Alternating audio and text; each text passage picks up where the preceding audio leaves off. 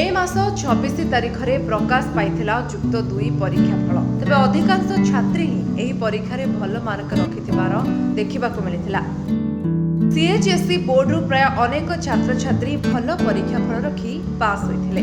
तेबे एही परीक्षा रे खोर्धा प्राणनाथ महाविद्यालयर छात्री रूपसा दास 600 रु प्राय 530 मार्क रखी कला विभाग रे टॉपर होइछन्ति। खोर्धा गुरुजंग निवासी संजय कुमार दास एवं शुभस्मिता दास को ज्येष्ठ कन्या रूपसा निज सफलता पाई भगवान आशीर्वाद सहित निजर माँ बापा गुरुजन भाई भौणी शिक्षक शिक्षयित्री सहपाठी तथा वरिष्ठ सहपाठी को श्रेय देछन्ति। समस्त को प्रथम मोर प्रणाम। मो ना होछि रूपसा दास। मो प्राणनाथ कॉलेज रा छात्री अटे एवं चलित वर्ष मो कला रे टॉपर हेछि आ फर्स्ट रैंक भी आनीछि।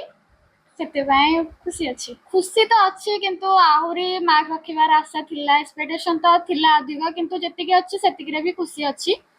आ परिश्रम तो अनुଯାयी एते भी भल मार्क आसीनी, जतिके आसी ठाकुर दयारू ठीक ठाक अच्छी, घरे खुशी अछंती, सेति मो भी खुशी अच्छी। आ स्ट्रैटेजी बहुत परिश्रम करूथली, दिन को 12 घंटा 8 घंटा एमती परिश्रम करूथली आ खुशी अच्छी। प्रथमे मो मोर बाबा मामा तापरे मोर भगवान तापरे कॉलेज रो सार मैम कोचिंग रो सार मैम मोर सीनियर भाई भौणी माने से माने मते बहुत सपोर्ट करछन्ती। मोर सांग साथी माने भी मते पाठ पढ़ारे बहुत सपोर्ट करछन्ती। समस्तଙ୍କର सपोर्ट अछि। लक्ष्य आगो को लॉ पढ़िबार अछि, लॉ पढ़ी कि ओजिस दबार अछि, बाबांग भଳି ओपीएटी करिवार अछि आ जज हबार अछि। एथिपाई से दिन को 10 रु 12 घंटा परिश्रम करबाकू पड़ुथिबा बेले परीक्षा समय रे राति रु उठी टिके अधिक परिश्रम करिथिबा कथा कहिसथि। मैट्रिक रे 350 मार्क रखी मध्य निज माँ बापा परामर्श क्रमे युक्त 2 रे कला विषय को बाछिथिले।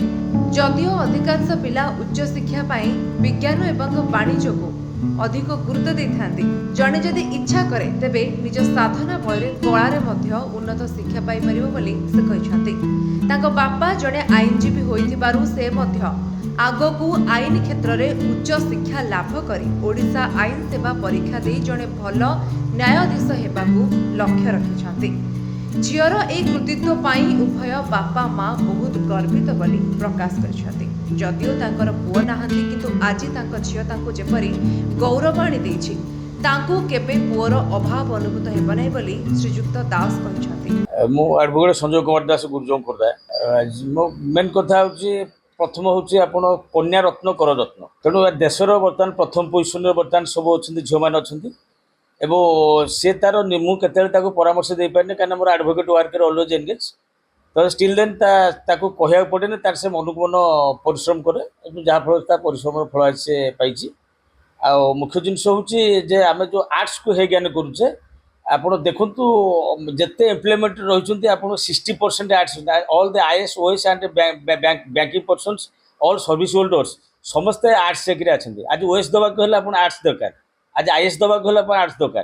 तेणु से रिजन झील मोर मैट्रिक रे भल रिजल्ट रखी फर्स्ट क्लास होते मो परसेंट भल रखी एडवाइस टू योर जे तुम आर्ट्स पढ़ आर्ट्स पढ़ला मैंने तुम निश्चित भल कृतकार्य हो। मुझे आशा करुँच परामर्श देती तुम फ्यूचर रे मिनिमम गोटे आईटी इनकम टैक्स अफिसर हो एवं आपणकर एक्साइज अफिसर हो एवं मु जेहेतु वकिलाती कर मो झीर इच्छा अच्छी ओजीएस मैटर उपर कि 5 इयर्स डिटेंस ओजीएस तुम सफल हो पार न हो तेणु एडवाइस टू माय डॉटर जे तुम आईटी अफिसर चेष्टा कर प्लस रेलवे चेष्टा कर बेटर हो बोले मु तो बहुत हैप्पी अच्छी कहीं मुख्य जिनस मो चिंता करी मो जिते झील को लोक हे ज्ञान मन करती मो झील को मोर पुओ बोले भावे तेणु सी मो सफलता आनी देती। आज मो झील को जन्म करी मो पुओर अनुभव पाऊँगी तेणु बहुत खुशी अच्छी। माँ शुभस्मिता जड़े गृहिणी हुई निज झीर पाठ पढ़ारे जेपरी व्याघात न हुए सेथि प्रति यथेष्ट ध्यान देथांती।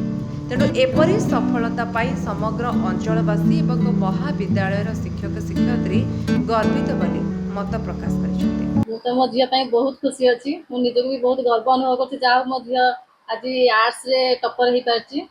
आउ समते भाबंती जे आर्ट्स होची गोटे माने निम्न मानर गोटे पाठ बोली समते माने धारणा थाए, किंतु मो झील माने मैट्रिक रे भी से 520 लेखा रखिक भी भल परसेंट रखिथिला।